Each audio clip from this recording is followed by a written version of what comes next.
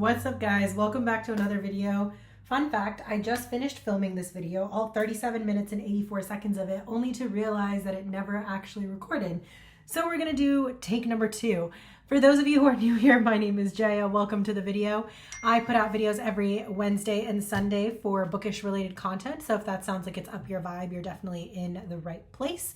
For those of you that are returning, thank you so much for being here. I really, really appreciate it. It's always so much fun to be able to share my bookish addiction with you guys. And with the name addiction here, let us jump into the video. So this is gonna be part 2 of the Addicted series review. I will be talking about the Calloway sisters books, which is these 5 books here. Now, the Addicted and Calloway sisters series should really be read together because the timelines do overlap. But I do feel like I wanted to divide them up into 2 different reviews of their own because the Addicted series is primarily focusing on 2 characters who are Lauren and Lily, and that was beautifully, beautifully done. This is now following 2 of the other sisters and their relationships. And then the final book in the series, which is the final Calloway sisters series, is following all 6 characters, and I absolutely love this book. So the way that I'm going to do this is I'm going to talk a little bit about each book, give my rating, and just a rough premise of what each of the books is about. And then I will let you know when I'm about to jump into spoilers. So if you haven't read the series yet and you do want to jump off at any point in time, you can. And then for those who want to hear even more about my thoughts and my feelings, then you can definitely stick around. So basically there are 4 books that are dedicated to one of each of the couples. So in the first 2 of those 4, we have Kiss the Sky and Feel the Fire. This is following the older sister, who is Rose Calloway, and her paramour, Connor Cobalt. I absolutely love this couple and I love these books. Kiss the Sky premises basically is that we just found out that Lily is a sex addict. This is not ruining anything because it is listed in the first book that she's a sex addict and he's a alcoholic. The only thing is now the world knows too. The Calloways do come from a lot of money, as do the Hales. They are basically the daughters and sons in all of these books of billionaires and also self-made riches there too. And so this is basically the fallout from the fact that it has been publicized that one of the Calloway sisters is a sex addict. So in order to combat this, because now stocks are falling in her father's soda company and her brand or clothing brand is being affected, Rose proposes that they all go on a reality TV show and basically document their lives in order to increase sales and recredit themselves in the public eye. So they go ahead and film a show called Princess of Philly, and a bunch of crazy things happen in this book. Rose's character as a whole, she's a very, very intense character. She struggles with OCD. She is a perfectionist. She's very, very ambitious and hardworking. She's still a virgin. She is the type of person who likes full control of every decision in her life. And she signs a contract without reading it, which was her first mistake. So this book has a lot of topsy-turvy twisties inside of it.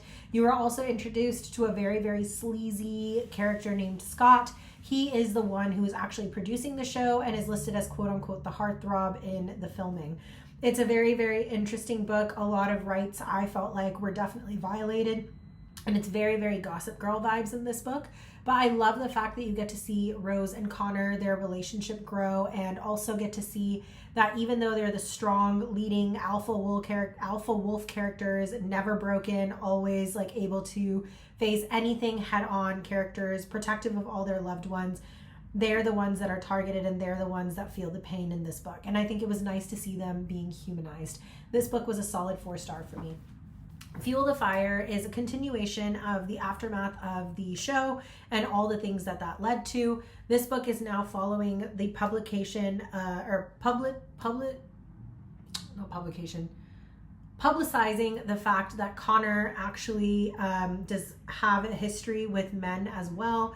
He's kind of never defined himself, but now the media is demanding that he define himself. They're basically calling his relationship with Rose a sham. They're saying that they have a daughter just to scam the media and to scam everyone around them because their marriage is one that's a contract marriage. There's also a lot of commentary on Scott and trying to get back their various leaked footage and things like that from him and win the long game. It's a very, very intense book, and I think the first book focuses more on Rose and Rose's development. You do see a lot of Connor in this one as well, but I think this one, while you do see a lot of Rose, you see more of Connor, and you get to see him kind of in a business light as well as in a personal light. And I love the fact that they kind of show the correlation of both sides of him and how it impacts his relationships with his loved ones and his family, and his professional partners. So this one was also a solid 4-star read for me, and I absolutely loved it. Next up, we have the second set, or the final couple, I should say, which is Daisy and Reich. This is an age gap romance, so if that's going to bother anyone, please know that now. The two characters are first introduced to one another when she is 16 and he is 23, so it is a 7-year age gap. Nothing happens between the two of them until she turns 18, just so you know. So she is legal at the point that they finally do become a couple. They are both very, very free-spirited, reckless characters in my mind. They have a lot of individual trauma that they've gone through. They don't see value in themselves, but they're always there to catch anyone else if they fall. Very, very damaged but beautiful characters is the way I would describe them. Unfortunately, my least favorite couple, and I will get into that, but I do think the storyline was quite fun to read, and it was nice to see them mature throughout the books. Hot House Flower is basically following the two of them at the beginnings of their relationship, and then Long Way Down is kind of the end of the series. We're kind of fast forwarding into what the future looks like and them settling down in their lives together and creating a family together and the difficulties they face through that. What I will say is both couples, all the couples go through a lot of trials and tribulations, but this couple in particular, they do face quite a few demons as well. I just did not connect with these two characters as much, so I did end up giving this a 3 stars for both of these books. Some Kind of Perfect is probably my favorite book in the entire series. This is the final book. And in this 10th book, you kind of get to see all of them from 2018 all the way to 2034. You're basically following them in their lives, their marriages, their families, the way that, you know, the cousins all get together and get to know each other, relationships with long lost siblings, relationships with parents. You also get to see Lauren and Lily in a much, much better light in terms of their addiction and how far they've come. You get to see Rose and Connor building an empire for themselves while keeping love surrounding them. And you get to see Reich and Daisy kind of settling down and realizing their value in this book. And this one, I think, was just very home-hitting and very, very special. And I think it really, really was enjoyable. It's basically a long-winded epilogue is the way I would describe it. It's like basically fast forwarding through the years and showing a capsule of their lives together. This book was a solid 4 stars for me. At this point, I am going to get into some spoilers. So if you don't want to hear any spoilers, now is the time to jump off. I'm going to give it 5, a 4, a 3, a 2, a 1, and let's get into it. So with Kiss the Sky, I think the thing I loved about this book is that you really get to see Rose humanized. In this book, Rose is shown initially as being a very, very strong, collected character, only really loves her sisters, is extremely ambitious, hates children, has never really been in a serious relationship before, thinks that men are only after her for one thing, which is why she never gives it away, and she feels like once she does, they'll disappear. Now, the specialty of the relationship between Rose and Connor is they've actually known each other since they were 17 years old, and they have been competing against one another ever since then. Connor has had a crush on Rose ever since that point in the first meeting, because he realizes there's something unique and special about her. He can't pinpoint what it is, though. Rose, on the other hand, has always leaned on Connor to a certain extent as a friend, as a guideline, and has always measured herself up to his success because he is one of the most successful men that she knows of her age, and she feels like she's better than and can surpass him. That being said, their relationship is very sparring and very cute, and it's very fun to see. I love the banter between the two of them. I just think some of the things that happen in this book are insane. For example, I hate the fact that all 6 of them are labeled by Scott, like he's disgusting.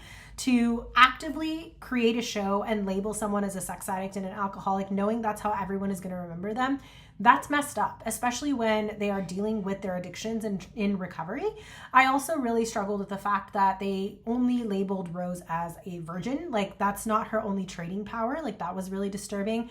Also, Daisy was 17 at the time, literally filming her upside down with her bra showing and calling her the daredevil, and Reich the asshole was really messed up. I literally hated how skeezy Scott was, and I hated the fact that he actively gets into the shower while Rose and Connor are in there too, like very, very uncomfortable. To be understood, it's a massive, massive communal bathroom, and so there are multiple shower stalls, but it was both of them in different stalls at the same time, which is very uncomfortable. I loved seeing how raw and vulnerable Rose becomes with Connor. I love the scenes when like she finally decides to take that step with him. I like seeing their relationship grow emotionally as well as physically. I think one of my favorite moments in this book is also when Connor is asked whether he can love, and he explains that he thinks love is not something he's ever going to be able to feel. And then he finds out his mom has cancer and she's about to die. And he finally understands what love really is and is almost given permission by his mom to love. And he realizes just how important Rose is to him and how much he actually loves his friends too. I think that was a very, very special moment. I also like the relationship between Daisy and Connor in this book too. I loved how Rose and Connor could kind of see that Daisy and Reich for each other outside of the age gap and everything else, just appreciating who they are as people.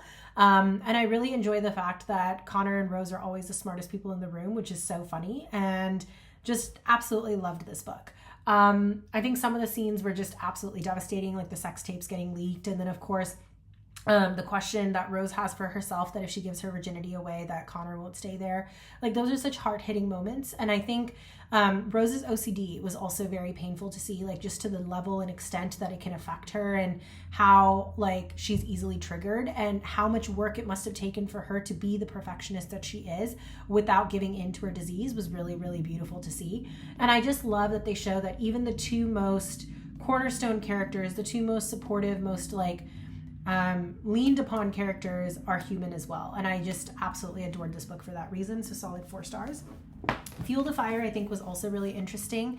I loved seeing the relationship between Connor, Rose, and Jane. I loved seeing them as parents. I also loved the fact that like Rose is shown as such a innate mama bear and how much she loves her little girl, even though the entirety of the book she's fighting the fact that she's pregnant. I loved when they finally tell Connor that she is pregnant, she admits to it, how she was like, I didn't want this until I was 35. And then once she holds her baby girl in her hands, like she realized how like special she really is. Oh, and Kiss the Sky, I also love the wedding. I love the fact that Connor hijacked Lily and Lauren's weddings, which they didn't want anyways, in order to marry Rose, and the parents were supportive. I loved that. I also thought it was really interesting, Connor and Jonathan Hale's relationship in this book, I think spoke a lot, and it was really interesting to see how mature Connor truly is to understand that Jonathan is coming from a place of pain and fear, and that because he is so negative and because he knows how Lauren reacts to things, he's able to, keep his emotions in check and be there for Lauren while also, navigating this difficult time, and also at the same time, like forgiving Jonathan. Like that was really cool. I think the fact that every single time he deals with a character where it's like kind of like a business purpose and he's basically trying to win the long game, he has Rose's voice in his head, and that is his conscience. I love that about Connor, because it's very clear that because he is so smart and like borderline narcissistic, sociopathic personality, it really humanizes him to know that he chooses to hear the loved ones' voices, whether it's Lauren or Rose, in his head, which allows him to ground himself. I also thought it was really cute that in both Kiss the Sky and Fuel the Fire, when Connor finally realizes he can love, that he has such a kick out of it when Rose finally admits that like, it used to be my sisters before you, but now I think you're just as important, if not more important to me. And I just love watching their family grow. I love the moment where they finally nail Scott. I think that was such a good scene, and it was so, so, so needed. So that was amazing. I think overall, like this couple in particular just really spoke to me, and I really, really enjoy them. So Fuel the Fire was one of my absolute favorites, and I loved this book. So both of these were strong 4 stars. Now, please don't kill me as I talk about this next couple. I think that before I even do this, I need to give a shout out to Krista and Becca Ritchie. Krista and Becca Ritchie have wrote such complex characters with such a range of emotions. I think they really took the time to study different types of couples, different types of people, and understand them fully before they could write this series, because there's so much depth to these characters and they grow so much. And I love them about that. I love that about them. Daisy and Reich, it's not that I hate them. I find them very difficult to stomach. And I think it's because they are the youngest and I am the oldest. And I think that's part of where it comes from, at least with Daisy. With Reich, I just think he is hypocritical and I really struggle with that. So the main thing for me that I struggled with is that everybody keeps saying throughout the course of these books that Daisy is super mature for her age. I don't think she's super mature for her age. I think she has been exposed to a bunch of things that has forced her to grow up faster than she should. But because she's done it in a setting where she doesn't have the appropriate role models, she is confused, she is lost, she is alone, and she's a broken child. She is not mature in any way, shape, or form. I think the other problem is she has tried so long to fit into a certain mold that she feels like she's too young for her sisters, but she also wants to be included. There's experiences that she's had that she shouldn't have had at such a young age. And like, she's forced to hang out with 23, 24, 25-year-olds. She's had relationships with people at an age when she shouldn't be having them. She's been exposed to all kinds of drugs and things like that. She's obviously got a ton of money being thrown her way because she's a model. She's completely allowed her mom to take over her life and she's a people pleaser. And she's just trying to find where she fits in. So that all I understood, but to take that and say that a character is mature, I think is very misleading. I did not find her character mature. I think she knows how to use her sexuality. I think she knows how to flirt. I think she knows how to capitalize on her looks and her body because that is her industry. But I don't think that she's necessarily mature. That being said, everyone talks about Reich like he's a super mature character. He's very, very strong-willed and he's like, you know, the epicenter for Lauren and he's like the tough love guy and he's like kind of the person that everyone grounds themselves on. But really, Reich is a hot mess. And I think this is the thing that maybe Becca and, Krista were trying to get across is that these two characters are actually very, very flawed. They just want to appear mature to not be a burden on other people. And it's their lack of value in themselves that drive them as characters and pull them closer to each other. So for me, I never had an issue with the age gap romance or any of that because I do think the two characters were very well suited for each other. I just think Reich pissed me off because there were so many moments where he called Lily out about doing something, or he was harsh towards Lauren for choices that he made, or about lying and things like that. And then he turns around and does the exact same thing. He also is very, very sexual with his comments towards Daisy, which if you're going to sit around and say, I'm not attracted to her, I'm not going to treat her like blah, blah, blah, then I'm like, be better. If you're looking at the 23-year-olds that are around her and talking to her in that way, and you're judging them and you're literally seeing red, and you're doing the same thing, what does that say about you? You know what I mean? Like, I really struggled with Reich's character in particular with this book. Now, with Hot House Flower, I also really did see Daisy's pain in this book. I think that's very well written. I think you can clearly see that she has severe PTSD. I think you can tell that she doesn't want to burden her family. I think you can really see her bipolar demeanor and like the fact that she does have this intense mental illness and she's really struggling with where her place is in the world. And she's trying so hard to be positive when really all she wants to do is be reckless and run towards danger and death. And she really, really plays with that concept of the line, towing the line. The only frustration I have with that is obviously that's how she's dealing with her mental illness. And I think that's very beautifully written. But again, it's another point to the fact that she's very immature. And the fact that Reich understands it and he does the same thing every time he goes climbing and makes the decisions that he makes them very well suited for each other, but they are not a mature couple. And I think that's what I struggled with them as a couple. For example, the scene in Paris where she saves her other model friend from the guy that's hitting on her and gets her out onto the street. She knows where the boys are.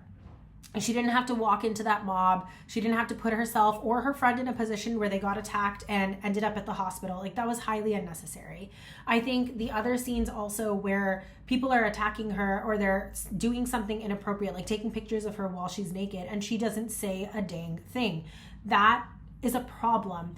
I do love the fact that eventually it's her accident that lets her get out from modeling and under her mother's thumb. And I like the fact that like she slowly is creating a relationship with her sisters and opens up to them about her PTSD and her experience with her friends, which when I read that scene, I did cry. Like, it was so overwhelming. This girl has gone through so much that she should not have gone through at the age of 16 and 17. But I think the biggest struggle for me is that while the two of them are very drawn to each other, like if they truly felt like it was quote unquote wrong, or they truly felt like it was going to hurt their loved ones, and their whole shtick is they're selfless and they do all these things for other people more so than themselves, it wasn't shown. And I think that's what I struggled with, is their entire character is a juxtaposition of different things and they just don't make sense. So I feel like they want to be selfless and they want to be like these people that live for other people, and they do find themselves to be worthless, but at the same time, because their self-esteem is so low, they're reckless. And I think that's what bothers me about this character. But that being said, I do think the book was well written. It was very interesting, and it was fun kind of playing with these different personality traits of these characters and understanding what makes them tick and who they are. So I would give this a solid 3-star. In terms of Long Way Down, I think this one was a little bit better. I did enjoy seeing Reich and Daisy kind of moving through life together and figuring out, you know, how their marriage would look and what it would look like to be a mom and a dad. I do think they went about it way too fast. I think the fact that Daisy is as reckless as she is, the fact that she's trying for a child, especially after she had major surgery and it's risking her life, once again, just indicates how stupid she can be, and how that could have affected all of the people around her. I do think she owed it to the people around her who love her to tell them what was going on.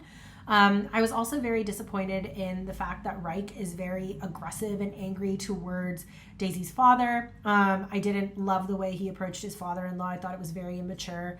I also don't like the fact that anytime Daisy's struggling, like he wants so badly to be her person that he almost hides her emotional damage from everybody else when everybody else is there to help and care. Like Frederick in particular would not have been introduced to Daisy had it not been for Connor. So things like that. What I did actually enjoy though is seeing the two of them coming to terms with caring, you know, their child and how they get there. I did enjoy seeing the journey that Daisy goes through as a woman, experiencing this fear that she may never have a child. And you know, endometriosis is a very, very painful disease, and to see her go through that, especially at such a young age, at the age of 21.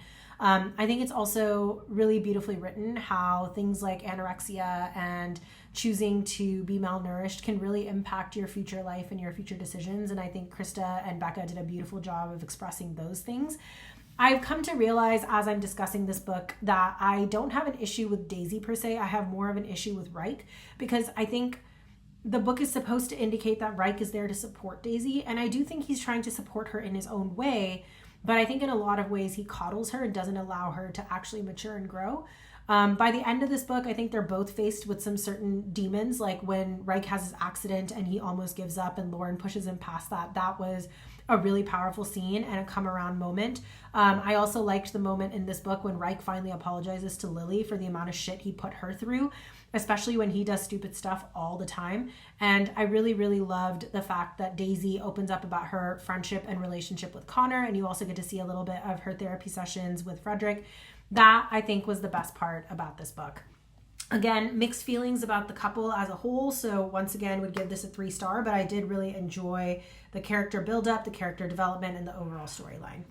Last but not least, Some Kind of Perfect. Again, this is just a time capsule book. It basically follows all the characters from 2018 all the way to 2034, and I just love seeing them as parents. I love seeing their dynamic as friends as they age. I love seeing how the siblings and the cousins interact with one another. I love what a beautiful family they create for themselves and how they manage the media.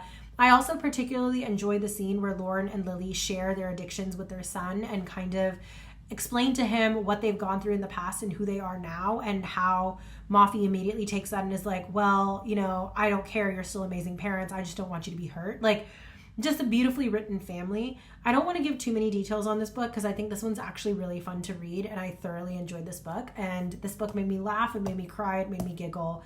It was such a good book and I absolutely adored it. This is a solid 4-star read for me. And that brings me to the conclusion of this video. Thank you so much for watching, guys. I hope you guys enjoyed my little reading wrap up of the Calloway Sisters 5 books, and previously the Addicted series part 1 review as well. If you have not watched that yet, definitely consider jumping over and seeing my review on Lauren and Lily and how much I loved the Addicted series as well. overall, I think this series is a solid 4-star series. I do love the depth of all of these characters, and I do feel like if you like things like Gossip Girl or Gilmore Girls, or you like, you know, books like Magnolia Parks and things like that, things that get into the nitty-gritty of the human mind and relationships and characters and flawed characters and their growth, then this is definitely the series for you. I do think it's a very enjoyable read. And while it's not super, super high stakes, I do love the character development. Thank you so much for watching. If you're new here and you enjoy this, definitely consider hitting that subscribe and notification bell. I put out videos that are book-related content every Wednesday and Sunday. Every once in a while, I'll throw in some randomness here, but for the most part, that's what you're going to get on this channel. For those of you who are returning, thank you so much for being a part of my Addicted Bookish community. I absolutely love what we're creating here, and I like that I can nerd out as much as I want with you guys over all of these fiction books as we enter into new worlds and galaxies. Thank you once again for being here, and I will catch you on the flip side. Bye, guys.